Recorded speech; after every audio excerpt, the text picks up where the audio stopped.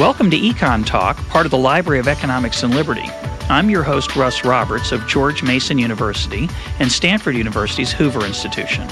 Our website is econtalk.org, where you can subscribe, find other episodes, comment on this podcast, and find links and other information related to today's conversation. Our email address is mail@econtalk.org. We'd love to hear from you. My guest today is my colleague here at the Economics Department at George Mason University, John Nye. He holds the Bastiat Chair in the university's Mercatus Center and is the author of War, Wine, and Taxes, The Political Economy of Anglo-French Trade, 1689 to 1900. John, welcome to EconTalk. Hi, Russ. Thanks for having me here. John, in your book, War, Wine, and Taxes, you have a very different take on the history of trade policy in Britain and France from the traditional one. So I want to talk about that traditional view first. How do most historians and economists look at the British and French economies of the 19th century and their trade policy? The traditional view is that beginning in the mid-1800s, the British began to move towards free trade, and the decisive event was the repeal of the Corn Laws in the 1840s. From that point on, it is said, Britain decisively moved to free trade and was the first and, for a while, the unique free trader in Western Europe. In contrast, the French were, throughout the 19th century, supposed to be intransigently protectionist, with a variety of prohibitions on products and services that were imported into the French economy, and that later moved perhaps to moderate protection, but that they were never as enthusiastic nor as open about free trade as the British were. We talked about this in passing in the podcast with William Bernstein. The Corn Laws that were repealed in, I think, 1842 or so. Correct. The word corn is misleading. It was really a set of somewhat complex laws that raised the price of grain. Correct. in England. Mm-hmm. And the repeal of that lowered the price of grain and I assume also made the import of grain attractive and feasible. It freed up both the import and export of grain, basically, but predominantly importing, of course. So it's very important. It was a big issue for agricultural workers. It was a big issue for manufacturer workers for feeding themselves and their families. And I think part of the reason that is the received story is the intellectual history of free trade coming out of England, and starting with Adam Smith, his opposition to the mercantilist ideas. The whole essence of The Wealth of Nations was trying to understand what the true source of wealth was. It wasn't silver and gold, and so a nation, Smith argued, didn't have to be obsessed with running a trade surplus, that was a mistake.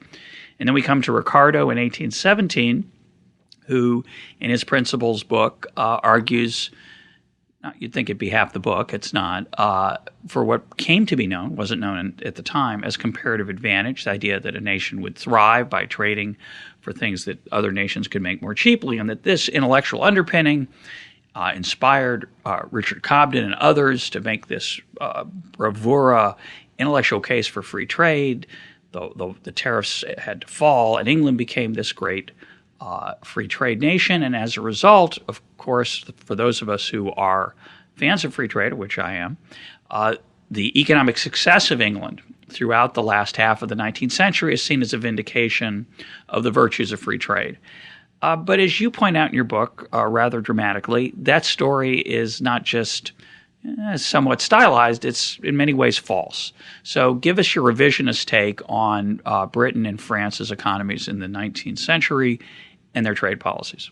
Well, perhaps the best way to get into my book is really to start with the example you mentioned of Adam Smith and his condemnation of the mercantile system.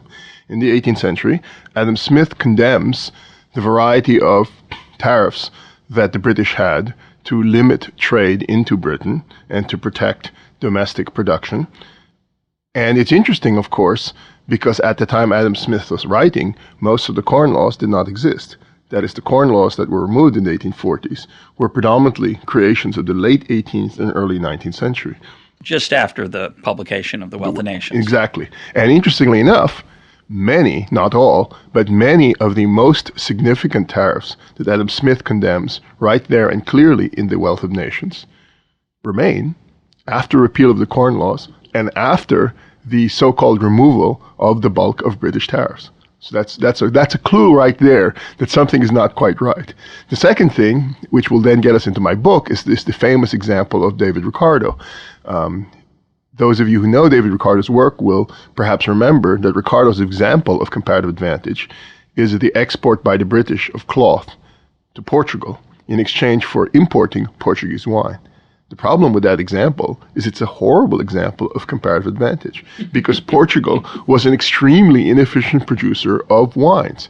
Portuguese wine was imported to Britain as a result of tariffs favoring Portugal quite specifically.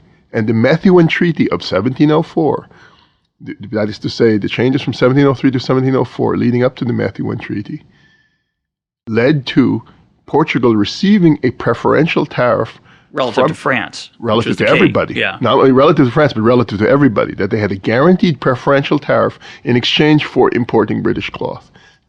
That's an incredible irony. I just have to interrupt and say, anytime I've never heard the phrase, I don't think on this podcast or maybe anywhere, for those of you who know the work of David Ricardo, few do. His work is extremely opaque. I encourage people to go to the Library of Economics and Liberty, econlib.org, and put in the phrase comparative advantage in our search engine.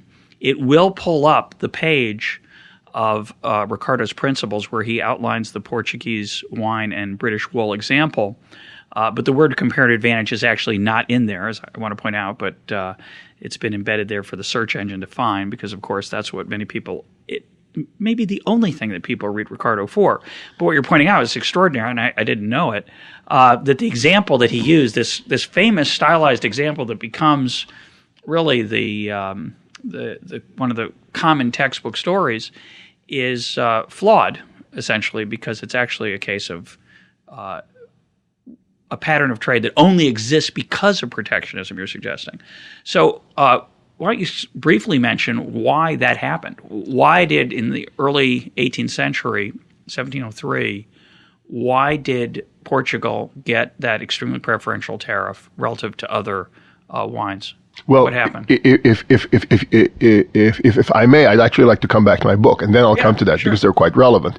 That is to say, so where my book comes in is that in the 19th century, when Britain supposedly moved to freer trade, I actually looked up. I believe I was the first person to actually look at the statistics comparing average tariffs in Britain and France. That is to say, average tariffs is a technical measure where you simply add up the value of all customs duties divided by the value of imports. So that gives you some average. That is to sort of say, if you have $1 million worth of imports and you're collecting $500,000 worth of tariffs, then you have an average tariff rate of 50%.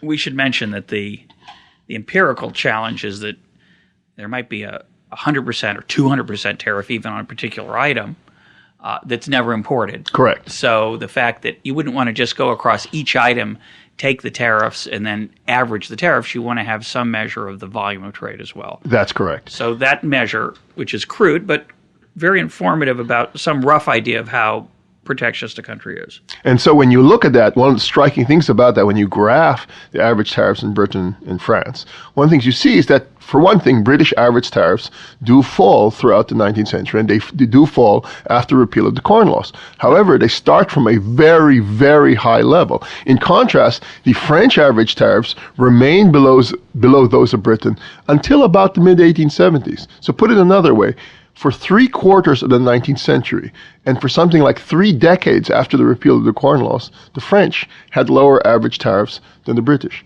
Now, there's a lot of reasons why average tariffs are not the ideal measure of tariffs, and the appendix of the book goes into a detailed statistical model trying to explain more fully why Britain was, or calculate more accurately why Britain, or show Britain was in fact less of a free trader than France. Right, you can criticize the average tariff as the only measure, and you look at a bunch of different measures and find that in general it's hard to argue. That's right. That is to say, if you follow my calculations, under using a whole variety of different measures and for a whole variety of different reasons, under sort of any kind of weighting you weigh, it looks like the British have higher tariffs than the French do for much of the 19th century, even after the repeal of the Corn Laws. There's another aspect that you hinted at in that discussion just now that I noticed when I read the book, which I thought was rather dramatic as well. So let me try to describe it. Let me summarize what you just said, make sure I get it right, and then add an aside that I think is important. So through 3/4 of the 19th century, France has lower tariffs than Britain. So the level is lower. Both nations over that period of roughly 1800 to 1870 have falling tariffs. Correct. But the thing that struck me that you didn't mention, which I learned from your book, is that the fall doesn't start with the Corn Laws. It does, it's true, after the Corn Laws, tariffs fall. They don't fall abruptly, as this traditional story has it, that the scales fell from the eyes of the British Parliament and they realized, oh my gosh, we have these horrible tariffs, they're impoverishing our people, we need to free up our economy and we'll grow. In fact, they fell slowly and steadily from 1840 to 1870 to a very low level by 1870, but it took a while, as you say, because they started at a high level.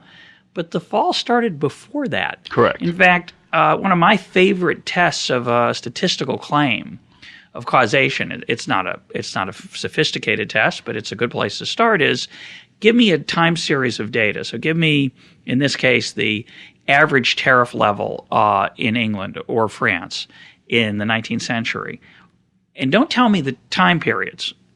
And see if by looking at the data, you can pinpoint where the Corn Laws say repeal was, because obviously, from everything I've learned as a schoolboy, not that I learned it as a schoolboy, but that we take as... You went to a very good school, I can tell you. I didn't, yeah. I didn't learn it as a schoolboy. But the sort of received sort of standard story is you would see a big dip downward around the 1840s, and when you saw that dip, you'd say, aha, that must be when they repealed the Corn Laws. But in fact, if you look at the data that you'd calculate, what you see is there's ups and downs, but there's a slow, steady fall throughout the first 3/4 of the 19th century in both England and France, and there's no sudden drop downward. It's basically a slow, steady fall, and it starts very, very far before the Corn Law repeal. That's correct. And moreover, with the French case, what's striking about is average tariffs in France are quite low. That is to sort of say they're at the level of the British in the 1840s or 50s by the 1820s, so that the French start from a much lower level. The French path is a bit choppier, but that has to do with the fact that they start from a lower level, and the French data are a little more problematic for a variety of reasons. So 2 questions. One, you say you're the first person to do this. I think I believe you. How did this received wisdom the incorrect story come to be perceived as the correct story? That's number one. And number two, if it's not the Corn Law dramatic intellectual triumph of Cobden combined with Smith and Ricardo, what might explain that pattern of England having higher rates and both nations slowly becoming more free trade oriented as the 19th century progressed? Well, you've actually asked very different questions with very different answers. So let me try to take them one at a time. Let me take time to answer those sort of differently. The first one is one I've thought about. Why did people not notice it before? And there's an obvious, or rather, there's a trivial answer, and there's sort of a deeper answer. The trivial answer, I think, is that it's because the British told us they were free trade. That is to say, the British told us they were free trade, and they did remove lots of tariffs. But it turns out many of the tariffs they removed were on items that were not significant for trade. That's one. A more serious answer is that because the focus on trade and on trade policy, particularly in the 19th century, was on industrial products, and Britain moved very quickly, in addition to the Corn Laws, to remove tariffs on manufacturers and on industrial goods of all kinds, they argued very strongly for free trade in these areas, except for the fact that Britain had a comparative advantage in industrial products. The equivalent today would be like sort of saying the Japanese are very good at producing cars and electronics. If the Japanese were to sort of say, let's remove tariffs on all manufactured products or in all industrial products. Oh, by the way, we're going to keep a few 100% tariffs on rice and things of that sort. Right. We would not think that they're free traders because Japanese import or potentially could import a great deal of rice. And that brings us to our earlier point again, that you don't want to just look at the printed tariff rates in the manual of customs regulations, even though a politician might wave it about and say, look at all the tariffs we've eliminated, we're free traders. If they're not if they weren't binding, Correct. if they weren't important, then it's not much of a move toward free trade. And indeed, to the extent that many of the British tariffs seem to be on things that people said, oh, well, they're not that important. They were things like wine and sugar and coffee and rum and tea. But it turns out that these were a very important part of British trade. Indeed, they were an important part. They had been important part of British trade going back to the 1600s at least. And this was, in fact, the center of the controversy. That is to say, tariffs in these areas were precisely the things that Britain and France were fighting about from the mid-1600s onward. Well, I want to come back to that question of insignificance because it is one of my first thoughts. So, but finish the second question I asked you. Do you have any thoughts on the overall trend? I think if it wasn't this intellectual triumph, obviously it played a role, but if it wasn't Ricardo and Cobden, but rather something underlying the political economy, some other forces, do you have any thoughts on what those were? Because they have to be the same in both places. My big feeling is a combination of two things. It's a combination of genuine technological transformation in the Western world. That is, technological transformation in the Western world is pushing countries to be more diverse and broader in their production, which is also encouraging more trade, which is sort of undermining the sort of attempts to restrict that trade. So the costs of protectionism were higher. That's right. And so therefore it was reasonable to lower them. Yes, and I also think to a very large extent that there was a kind of general political economy movement all over the world. That is, there was a genuine understanding that more open trade was beneficial, not least because that there were interest groups that benefited from this open trade. So, for instance, I think the industrialists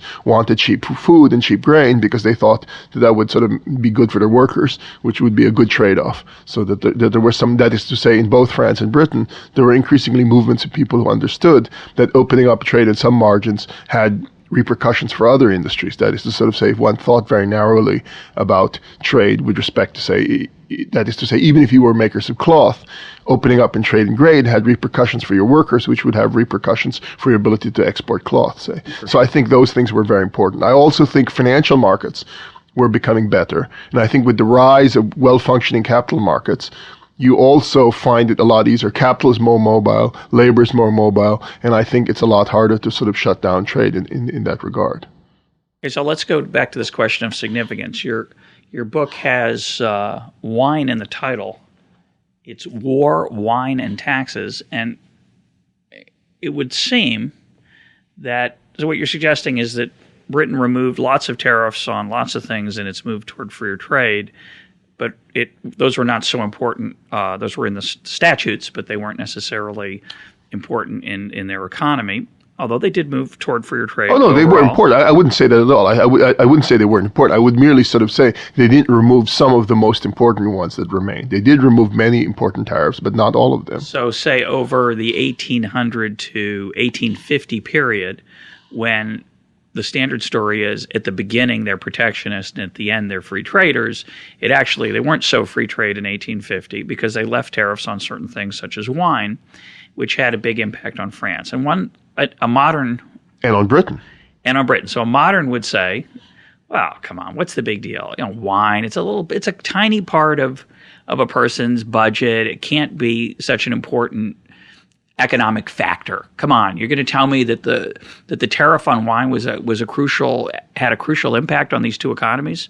But I think you will. So go ahead. Well, this is one way to think about it. And so this is the point. In studying this, I wanted to understand how is it that people had overlooked this and how important the role of booze in general was in the economy and in the fiscal and commercial policy. And in so doing, so it became like a detective story. I kept following the history backwards and backwards and backwards, and I read various things. That is to say, wine historians had written a bunch of things, and fiscal historians had written a bunch of things, and commercial historians had written, and they never quite put it together. Well, it turns out here's kind of the short version of it. If you go back to the 17th century, that is, you go back to the time of Louis XIV, and if you look at that time period, Britain and France were at odds in the 1600s, but during that time period, Britain had a massive trade deficit. Britain had a massive trade deficit, mostly with one country. That country was France. And most of their trade deficit was in things like wine, but also certain luxury goods like silks, linens, and woolens. All right? In that time period, in the late 1600s, there was very great pressure on the British by protectionists to kind of raise tariffs and change things in order to limit trade with France, because the protectionists felt that if we could limit trade, we would have a surplus, and surplus would be a good thing. But that's the mercantilist viewpoint. The mercantilist viewpoint was the trade surpluses were good things, trade deficits were very, very bad things. However, the British aristocrats liked wine. Wine was an important part of the consumption of the British upper classes, and it was starting to spread lower down, perhaps I would sort of say to the upper middle classes. The British imported a great deal of wine. You have to understand that the British in the late 1600s were roughly a quarter the size of France by population. Today, the countries are much closer in approximate size, but at that time, France was 4 times more populous than England. France was 5 times as big as England, and about 4 times as big as England, Scotland, and Wales combined. So it was just enormous. Yet the British imported a great deal of wine. Suddenly, what happens? In 1688, you have the Glorious Revolution, and in 1689... Explain what the Glorious Revolution was. The Glorious Revolution is basically the King of England is deposed and is replaced by William of Orange. That is to sort of say the House of Hanover takes over for Britain, and there's basically a coup in Britain, and basically you have a change in power, so that William of Orange comes to take power in England in 1689, and you have a very different arrangement in which there's more of a power-sharing agreement between Parliament and the Crown, which leads to a kind of transformation in the way Britain does business, so that it paves the way towards both a more restrained power of the Crown, but ironically, an increased power of the state. That is to sort of say, finding a compromise between the state and the Crown, between Parliament and the Crown, actually made for a powerful Britain in the 18th century. One of the things that did, for instance, was that unify their ability to credibly spend money and raise debt, because now that there would be some belief that they would not incur debt or spend money unless they could raise the taxes to match it. And that's part of my story. That is to sort of say, what happened from 1689. From 1689 to about 1713, 1714, Britain was at war with France throughout almost the entire period. So for a quarter century, Britain was at war with France. There were 2 wars in succession. The first is sometimes called the 9 Years' War, or the War of the League of Augsburg, and the following that is the War of Spanish Succession. Not going to get into all the details, but basically what that means is that for a quarter century, wine and French products are basically not entering the British economy at all. Partly as a result, in the beginning of that period, because of the tariffs that were put on. No. The tariffs, there were tariffs before then, but they were not really stopping it. It was the sheer cessation of trade. Okay, so the war stops the trade. But I thought you said that the mercantilists they're trying to put tariffs. They're not successful in doing it. They have high tariffs, but not enough to crush the French trade. Because there's still a lot of French wine coming in, but then the war comes in 1689. Right. And all of a sudden there's nothing coming in for about a quarter century. And then what happens? During this period... By the way, we passed the crucial year of 1703. 1703-04. So you want to mention that now? No, I don't want to forget Portugal. No. I'm going to explain what happens during this quarter century. Okay. So during this quarter century, there's no wine coming in. Booze is very important. I'll explain that later. If you like, I'll talk about it now. But why? Talk about it now. All right. Well, I think one of the things you have to understand is that alcohol is a fairly important product. As alcoholic beverages of all kinds are fairly important products. They're not just popular. They're not just popular products in the sense that they're fun to drink. But in many ways, they wouldn't probably have seen it this way, but in many ways, I would argue that alcoholic products were probably the safest drink that the average person could drink at that time period. That is to say, water was often polluted or not very clean. There was no wide, this is pre-pasteurization of milk, and that wasn't widely available. There's no fruit juice. Coffee and tea have yet to become common staples in most of the Western world. Bottled water was hard to find and come by. Yes. How did they live? Bottles were hard to find, I believe. What did joggers carry? I guess they carried a stein or a flagon of something. So it's not surprising that booze of all kinds was very, very important. Booze provided both nutrition, and as I sort of said, because of the way it's produced, it's actually relatively safe to drink. In fact, well up until the 19th century, people often talked about beer as being part of the daily bread. Yeah, it was medicinal in a real sense, unlike the way people joke about alcohol now. No, it's not just medicinal. People thought about it as a staple. Yeah. I mean, look. Research by Dutch historians, for instance, indicates that in the early 1700s, that is in the 18th century, one of the largest items, perhaps the largest item in the budget of Dutch orphanages, was beer. So this is for little kids. So I mean, so there's like low alcoholic beer was the largest single item of the budget for Dutch orphanages, and I wouldn't be surprised if that was true. If that wasn't true for many other parts of Europe as well. Yeah. Could be a form of behavioral control there. Well, yes, that's right. Keep mildly sedated. Well, the way I think about it is it's behavioral control plus nutrition. Yeah, sort of. It's a wonder drink. It's a wonder drink, exactly. Okay, so anyway, but there's no wine coming in. All right. Wine is very important. The British are importing huge amounts of it. Suddenly there's no wine.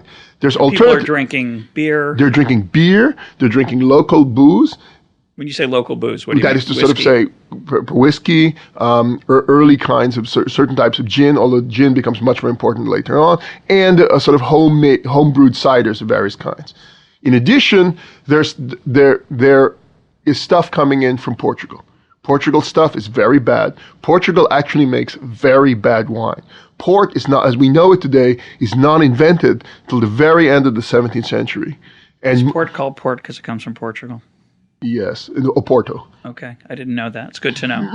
There's no end to what you can learn from listening to EconTalk. Okay. All right, but the thing is that the Portuguese actually make a very bad low-grade wine, which is sort of like a lower quality version of the Spanish wines. Of that era. And it doesn't travel very well at all. In fact, one of the reasons for the development of fortified wines is that many wines couldn't survive travel. So what they would do is literally dunk brandy in wine to fortify it, to make it survive. When you say survive, it would arrive at the end of the trip and it'd be spoiled. It'd be spoiled very easily, exactly. Things of that sort. And so what happens is... quick question. Yeah. Is there any British wine? No, not at this time. Okay. But Portuguese wine is effectively British wine. That's the interesting thing. Why? Because large parts of Portugal are under British control. At this point, the late 1600s, early 1700s, there are areas of Portugal known as factories. But the term factory doesn't mean what it means today. That's to say it's sort of a processing zone. It's where stuff is produced or made for re-export by Britain. And it's controlled by the British, often with British workers, British sailors, British officers, things like that. In fact, they had agreements with Portugal, which sort of say, for instance, if a British sailor commits a crime in a factory on Portuguese territory, he's judged by British judges, not by Portuguese judges. So these areas almost don't even have Portuguese sovereignty almost. Well, many of these factories switch to the production of wines and alcohol for the British market. And in fact, they're produced by Brits, handled by British merchants, put on British ships, and sold to Britain. That explains why it's not very good. Well, Britain's never been a great wine-producing nation. Well, it also explains why the fact that even to this day, if you go by port, a lot of the most famous ports have good Portuguese names like Sandemans or Dow or Ware. That is to sort of, they have English names because their English houses played an important role in founding these famous wineries. Okay. And so this stuff goes to Britain. Portugal is not a major exporter of wine. They cannot export to any other country except Britain. And in fact, they export to Britain precisely because they fill the gap of the wine tariffs, and then that...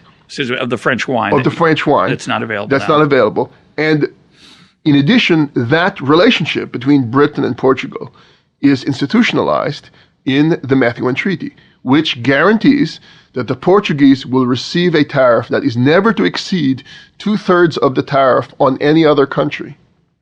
On wine? On wine. Just wine? On booze. Yes, just on wine and spirits. There's slightly complicated differences for spirits, but it's basically the same thing.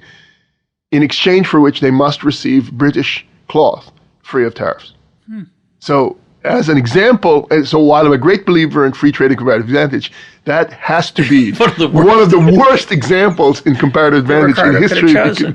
It leads another detective puzzle. I don't want to stay on it, but it does raise the question of why Ricardo chose that one as his archetypal example. But let's move on.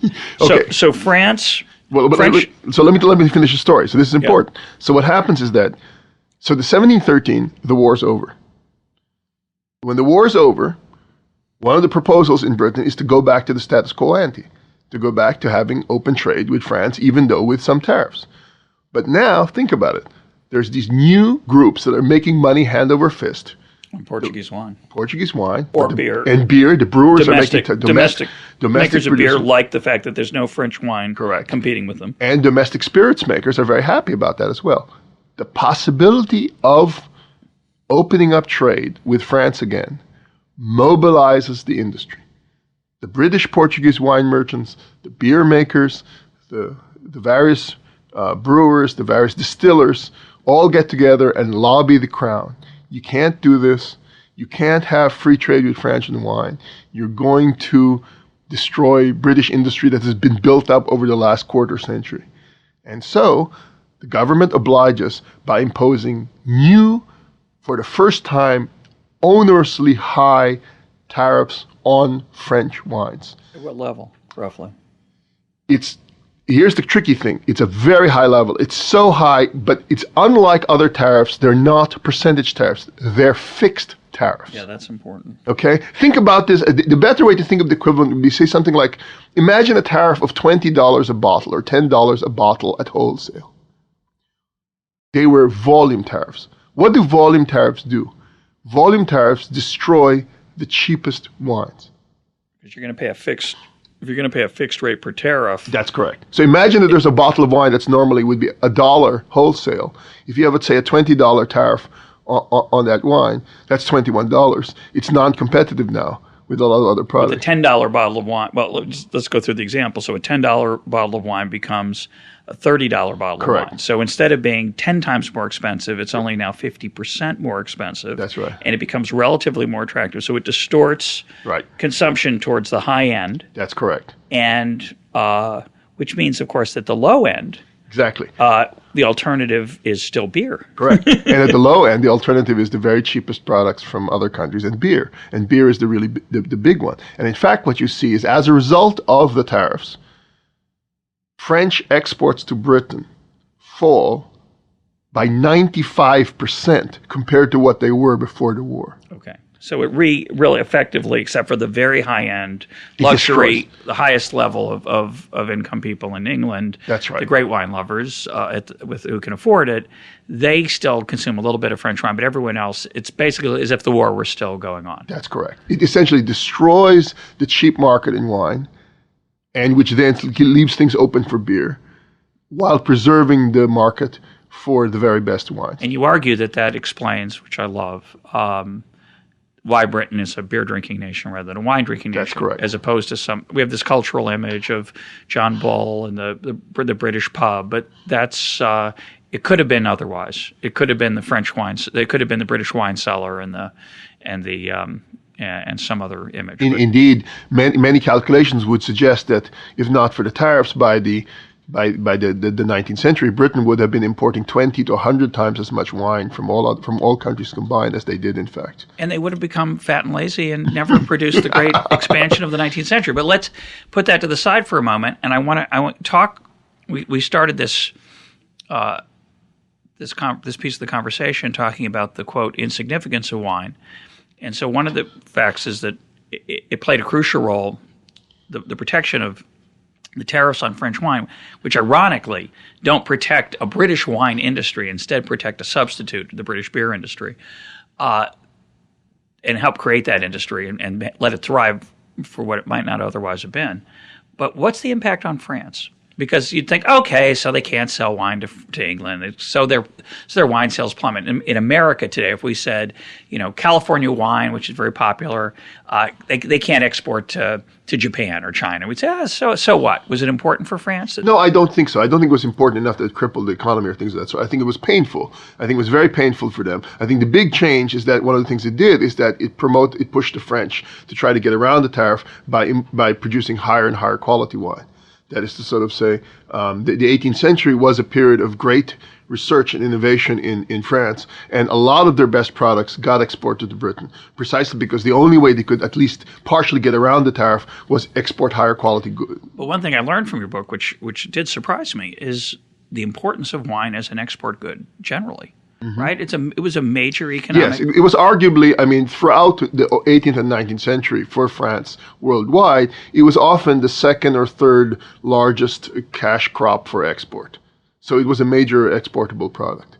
And it was very important in the overall trade. And I certainly had big impacts on the price of land in the various areas and things of that sort. Because even though the volume of wine that they were exporting was small, given that the value was high and given that this was stuff at the margin that was being adjusted, for various reasons that has big effects. You can often have something be small in volume but large in value, and depending upon the economics of it, it can still have very big effects in terms of sort of the way land or inputs are used or things of that sort. So let's move forward to the 19th century. Well, I think you skip over something important, which is the third part of my title, which is the taxes part. Go ahead. And I think this is an important part of the story. So there's an unfinished part, which is a big part of the book, which is the fact that now with beer and domestic brewers and domestic distillers making so much money, would you expect the state would let them keep that money? Right. So the state keeps out the French wine. Right. Creates this thriving, artificially healthy, although it might have been healthy, but much healthier than it otherwise would have been, British brewing business, beer business. And the government says, That's right. The government says, why don't we tax you? That is to say, it solves for the state a big problem they'd had in the 17th century, which is in the 17th century, there were lots of political reasons why it was difficult to raise taxes. Very often, raising taxes led to greater evasion. And as they understood in the 17th century, for instance, attempts to raise taxes on beer often didn't bring that much extra revenue. It was a lot of work, it was a lot of resistance, and the increase in revenue from raising domestic taxes on beer were often not worth the effort. When you could switch to French wine if beer got expensive. Okay, or other kinds of products, or simply people evaded it, simply because beer was small producers that were very hard to tax. It was not just the shipping to wine. Transactions costs of collecting were just enormous. What happens now? Now the British government has both a carrot and a stick.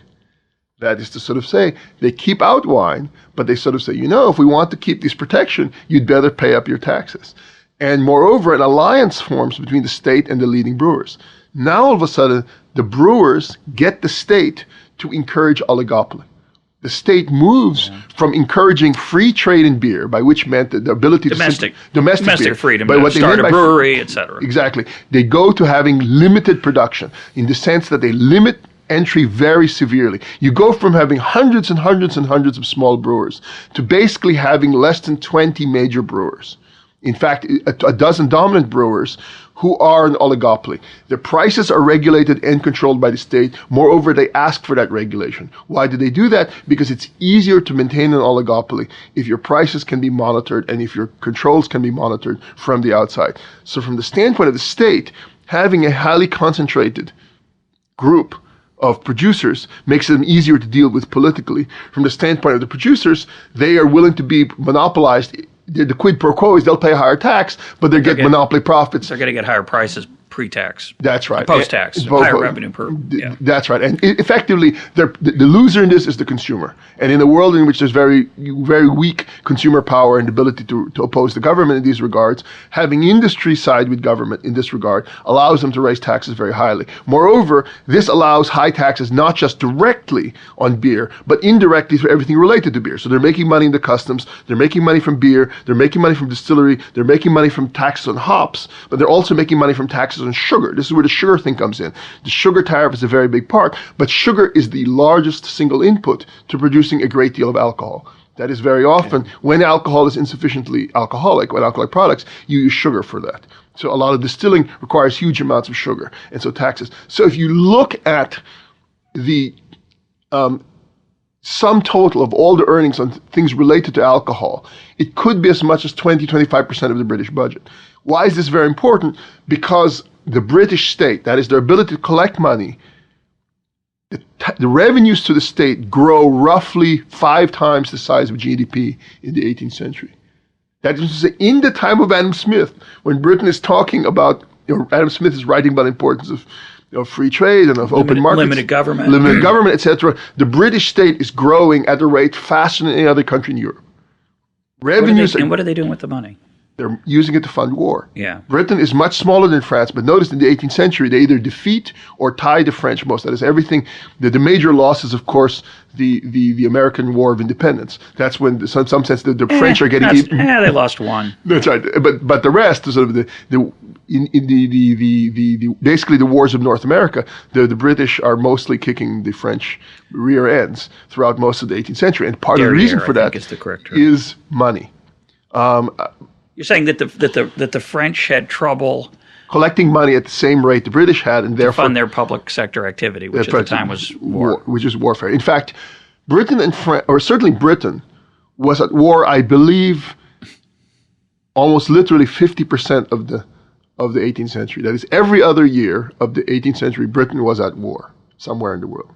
Mm-hmm. And the big source of their ability to conduct those wars and expand their power was their ability to raise taxes. And the ability to raise taxes was partially centered on this domestic compromise where they could raise excises and not get a ruckus from the major political powers. Doesn't that help explain why the standard of living in Britain was sort of maybe not as high as it otherwise might have been? Well, this is an issue that I speculate on, but I cannot prove. Right. That is to sort of say, a puzzle for economic historians is that although Britain is the seat of the Industrial Revolution in the late 18th century, that is from the mid-1700s through the early 1800s, Britain has the Industrial Revolution and is first in the world with industrialization. All work by economic historians suggests that the standard of living of Britain does not rise very much from about the mid-1700s to the mid-1800s. And one possibility is obviously the fact it's on those boats. That is to say, the tax burden of the Hanoverian state is so great that it is to some extent crushing the economic growth. But that's a conjecture which requires proof, and I'm not going to say more than it's a good idea. It might or might not be correct. I understand. But I always like to emphasize the fact that war is bad for the economy, contrary to sort of the received wisdom that I think some people have, that war stimulates the economy, that it helped us get out of the Great Depression.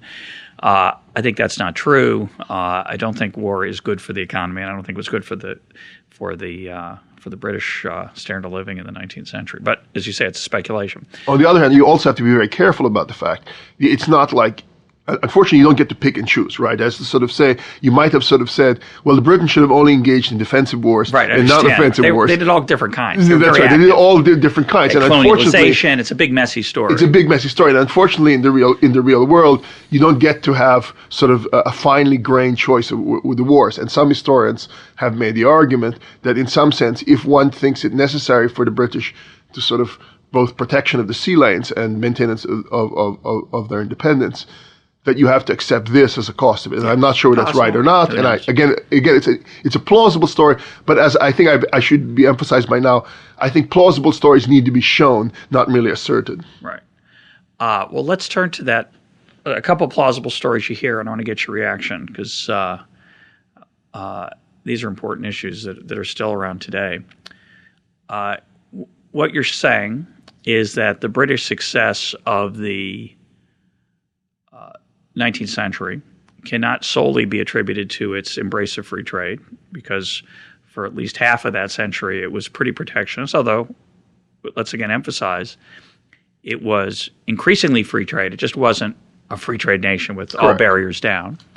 France was following a very similar path, starting actually at a lower level. So again, the revisionist point you make, which I like, is that France was really you could argue that France was the great free trade nation of the 19th century, that they started at a lower rate and also steadily is the right word I would use, move toward more freer trade.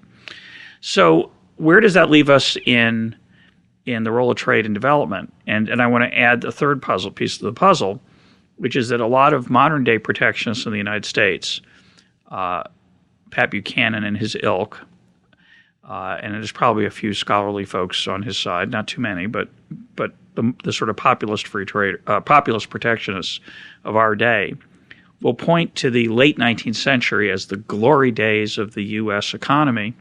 Strange idea, really, but that's their claim. That's when the economy was really thriving. It really took off, and there was obviously very high growth in the U.S. economy in the late 19th century. And they claim that the cause of that was protectionism, because after all, the U.S. was not a great free trading nation. the U.S. had high tariffs in the late 19th century. Supposedly that allowed us to industrialize, and we need to emulate that period today to regain our industrial base, et cetera, et cetera. And I think that's an absurd claim. As I may have pointed out here before, the U.S. manufacturing output today is many times what it was in 1970, despite the fact that employment is a smaller fraction of the overall employment. Manufacturing employment is a fraction of what it was, but our manufacturing sector is thriving. It's because of high productivity, and it would be a mistake to return to the 19th century. But let's go to the 19th century intellectually and ask two questions and try to tie them into Britain and France. America had tariffs in the late 19th century and was successful. So comment on that and talk about England and France's success as well. I'd like to talk about England and France first, and I'd like to do it by, in some sense, slightly deterring you from the point you wanted to get at, which is the debate about the role of free trade in international trade. I think the more important point to make is that free trade, at least with respect to trade between nations, was of secondary importance for much of the late 18th and early 19th century. That is to sort of say the relevant problem for free trade for Britain and France was domestic trade. Today, we don't think about this as much of an issue because we take for granted the virtues of having an open domestic market. But in fact, for the 18th century, and I would argue for the early 19th century, the really big problem, particularly for France, was not its trade with other nations. The really big problem was internal trade.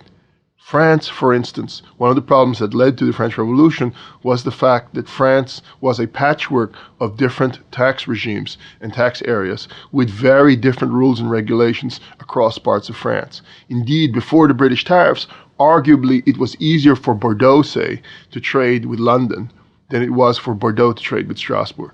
That is to sort of say, in 1650 or 1720, crossing the French nation and making that trade involved many difficulties, involved a variety of different tariffs, regulations, and tax regimes that caused enough high transactions costs to hinder trade. And this was a big issue in the 18th century. So very often when people like Adam Smith were speaking about free trade, they didn't predominantly mean free trade in the international sense, the way we talk about it today, but they meant free trade in general. In general, they meant exchange in general. And a lot of that debate was targeted at domestic trade. And I would argue where Britain was almost certainly superior to France was that by encouraging a national market, that is both through the improvement of transportation mechanisms, through the rise of private roads and private construction of various kinds, and through the making of laws to break down local and provincial monopolies.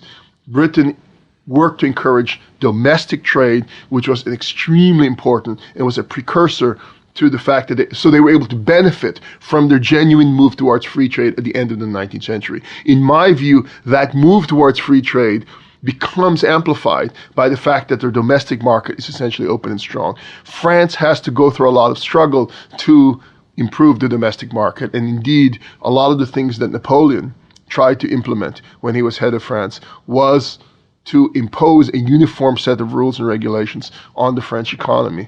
Precisely correct for the fact that France in the 18th century, in the old regime, the Ancien regime, had a patchwork of rules and regulations which had limited trade. This was true across Europe. And so, for instance, the ways in which the various German states came together to form modern Germany started out with a customs union, the Zollverein, and the Zollverein was initially designed to basically remove many of the tariffs between the German states and to sort of have a unified trading system between them as a precursor to the creation of political union.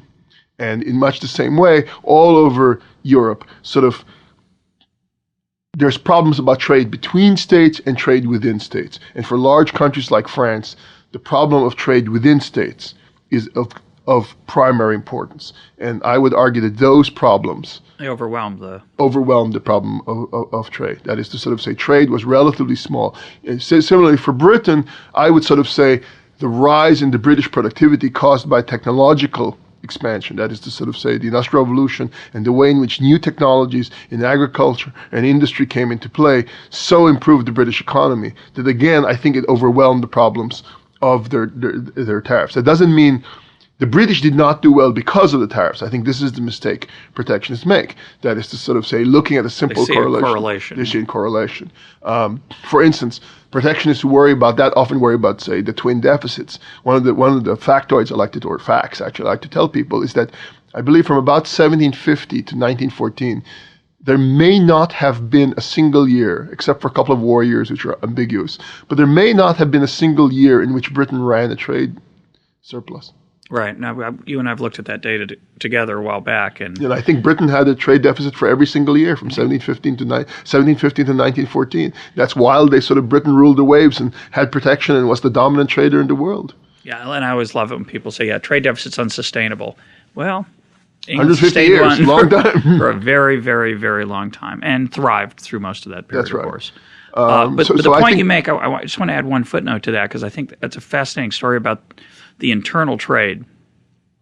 The role of technology, which I think people often treat as exogenous, meaning just a force of nature, people figure out new stuff.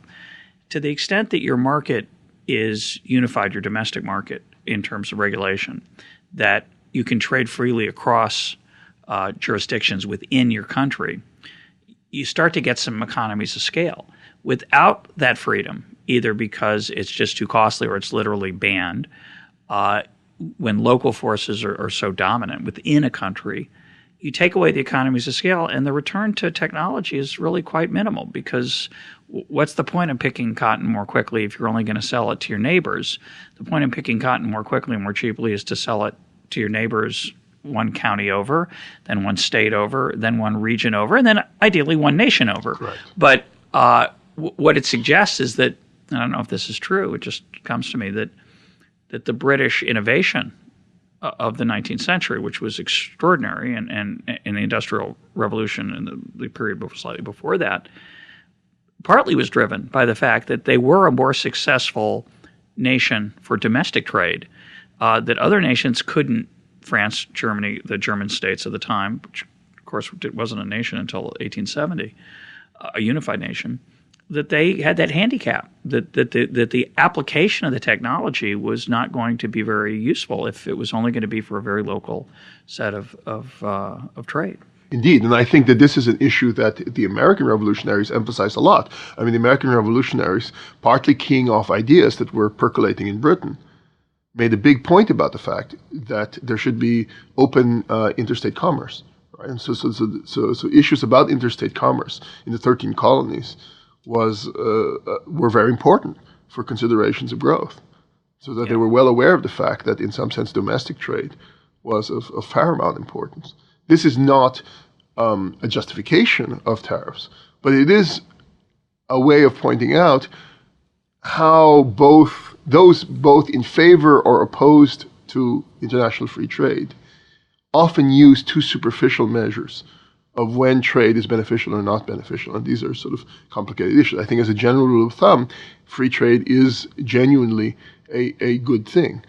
And I think it's very hard to find evidence that free trade is generally harmful to nations. At the same time, supporters of free trade should acknowledge that it's no panacea. There's no wonder drug that simply because you open up trade that all these things open up in the world. That is to sort of say, to put it another way, to put it in the modern context, a nation which is corrupt, inefficient, and has a poorly functioning domestic market may not be dramatically helped by opening up their trade. It may be, but it may not be. It's a little complicated. It depends on the way in which the trade is opened up. Well, in my conversation with William Bernstein, I don't remember if it came up, but it's certainly in his book, he cites the work of economic historians who claim that the impact of trade on growth is very small, the measured impact. That's right. And my counter to that, and again, I can't remember if we actually talked about it, but my counter to that is, well, it's really hard to measure. And what you're suggesting is that certainly you'd want to control for other factors that would hold a nation back. Do you want to talk about that literature for a minute? Do you think those findings are reliable? I'm not really sure what I can say about that, except I would sort of say, in general, put it this way. I think until recent economic history, the natural barriers to international trade are so great that it's hard for trade to make that big of an impact. And moreover, put it another way, most countries are so poorly run. That is to say, most countries of the world. Governance problems. Governance problems, corruption, but also even in the 17th, 18th century, the Western economies, the fact that the technologies were so inefficient meant that there was so much room for development that until you get that going, in some sense, the other things are secondary. The major, in my view, the major advantages of free trade, aside from the obvious ones, are dynamic. That is to sort of say, to the extent that you get trade, say, building up in certain ports or things of that sort, to the extent that that trade is not easily controlled by the powers that be, it becomes a force on the economy to liberalize generally. It becomes the areas that are benefiting from free trade develop interest groups who can sustain future reforms and who can act as a lobby in favor of opening up instead of the usual habits which are that lobbies form which try to close up trade or limit production for the benefit of some subgroups. Yeah, that's a great point. Well, we're almost out of time. We got maybe 5-10 minutes. I want to come back to the fascinating story you told of the political economy of Britain in the early half of the 19th century and bring it forward a little bit. Your story that you tell in the book is that the standard story of England as free trader in 1842 is not true, that France was more of a free trader than England, and that England was starting to become a free trader well before the repeal of the Corn Laws in 1842, and slowly and steadily did become freer, but it really wasn't until about 1870 that the average level of tariff in both England and France reached what we would call a, quote, low level, about under 10%, right. Which is sort of what we're stuck with as a, quote, free trade regime. So there's still some protection, but it's relatively low in percentage terms. What changed in the political economy? Why did England, you told the story about this nexus, this sort of the collusion of the beer industry with the government. And by the way, I have to say it reminds me very depressingly of the tobacco settlement, a situation where in the name of something really supposedly lovely, children's health or health overall, the government has essentially created an oligopoly of a handful of tobacco makers who they tax heavily. They generate an enormous amount of revenue from those folks. But the industry likes it because they have a much higher monopoly position, much less competition, the way the law was structured to keep out new entrants, just like your beer story. And it basically ratified an industry structure of a handful of producers. So essentially it's very similar. It's a depressing story because it's really taxing not the tobacco companies and not the beer company, the brewers, but taxing the tobacco users and the beer drinkers to finance the state, which is a kind of a depressing thought to me. But what happened to that alliance in Britain? Why did it become by 1870? I assume it was easier to buy French wine at that point. So something changed. I think the big thing that changed is simply that the role of the elements that is to say, the groups that were benefiting from protection were getting relatively weaker at a time when the industrialists who wanted freer trade were getting much stronger. That's one.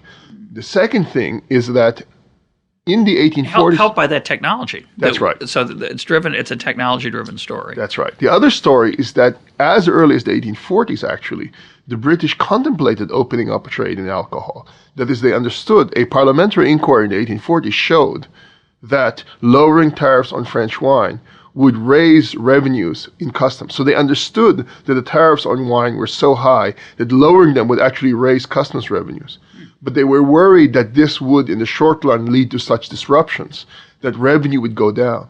And the British were very concerned about revenue.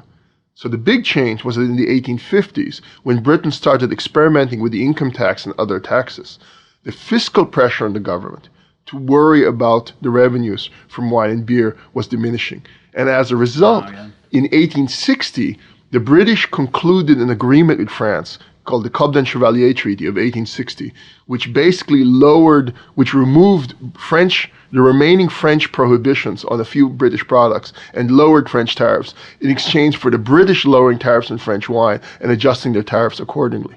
And the 1860 treaty is very important because once the 1860 treaty was signed between Britain and France, there's a bilateral most favored nation treaty, the other countries in Europe looked at that and said, oh my God, the two leading powers in Europe are now signed in a free trade agreement that is unprecedented. If we don't sign with them, we're going to be locked out of this trade. So interestingly enough, the bilateral trade agreement between Britain and France led to a trigger system in which most of the other European powers quickly signed most favored nation bilateral agreements with Britain and France. So that in a short period of time, most of Europe was locked in a series of interlocking bilateral agreements in which the benefits of free trade to one group were then spread to the entire group. And that's a more important story than the England going it alone. Correct. Free trade story that is absolutely the right. world. But it is also interesting, I hadn't thought about it, that in that post-1860 period, and correct me if I'm wrong, England and France ultimately become allies. That's right. In World War I and World War II, as opposed to enemies as they were previous to that. Indeed. And indeed, that is the one thing. People were worried after the end of the Napoleonic Wars that Britain and France would get at it again. It's very interesting that throughout the long 19th century, which people think of as from the end of the Napoleonic Wars to the beginning of World War I, 1815 to 1914, that is to sort of say that there was no conflict between Britain and France, and that in some sense they do become allies, and that you don't really have a cataclysmic world war. And part of that surely has to do with the interlocking of their economies. At the same time, there's a cautionary story for us, is that people felt that the interlocked economies at the end of the 19th and early 20th century were so strong that something like World War I was inconceivable. Could never happen, of course. That's right. Yeah. So it's very interesting how these things play out. William Bernstein last week pointed out that the EU seems unlikely to go to war with each their states, partly because they're so integrated. But then again, you never know. I just want to make one thought on the make sure I understand what you just said. Did England have, in the post-1850 period, so they experimented with income tax and other taxes? Most of us today think of tariffs as a very unimportant part of government revenue because they are. They're trivial. They're dwarfed. Dwarfed isn't even a big enough word to speak in a strange oxymoron. Dwarf isn't a big enough word. Income taxes, corporate taxes dwarf individual income tax, and corporate income tax dwarf the revenue that the U.S. government gets from tariffs. But in the 19th century, for most nations, that was not true. That tariffs were a major source of revenue, correct? The excises, and for Britain especially, the excises and tariffs. When you say excise, that would domestic be on beer. Excises. That would be on beer. On beer and other goods, and on customs tariffs on imports were the major source of revenue. When did the income tax start to become important? This is really more complicated, and we won't really get into that. But the income tax doesn't really become important, you'd say, till the 20th century. So when you say, but I thought I heard you say starting the 1850s, they start having an early version of the income tax, which is still small, but it's something that they're thinking is important. So you cannot argue that the decline in tariffs was due to, say, an increasing tax source coming from somewhere else. Well, in the late 19th but century. that is what's trickier. There are tax sources coming from somewhere else. They're small at the margin, but they're getting some trade-offs. That is to say, they're considering various possibilities in these regards, and they are switching off to other kinds of things. Well, thanks for a really fascinating conversation, John. My guest today has been John Nye, author of War, Wine, and Taxes: The Political Economy of Anglo-French Trade, 1689 to 1900. My colleague here at George Mason University. Thanks for being part of EconTalk. Thank you very much for having me, Russ.